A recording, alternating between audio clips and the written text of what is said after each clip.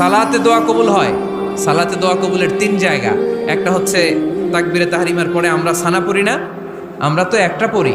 আল্লাহর হাবিব সুন্নাহ এবং নফল নামাজে আরো পড়তেন সানা, ওই দোয়া কবুল হয়। দুই নম্বর জায়গা সালাতে সেজদায় পড়ে দোয়া করলে কবুল হয়।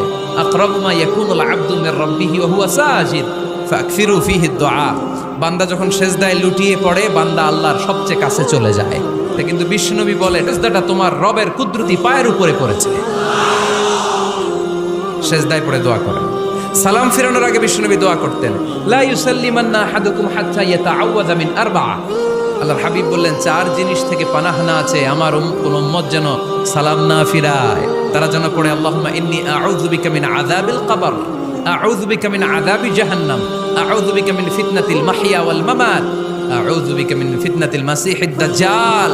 আল্লাহ কবরের আযাব থেকে বাঁচাও, আল্লাহ জাহান্নামের আগুন থেকে বাঁচাও, আল্লাহ জীবন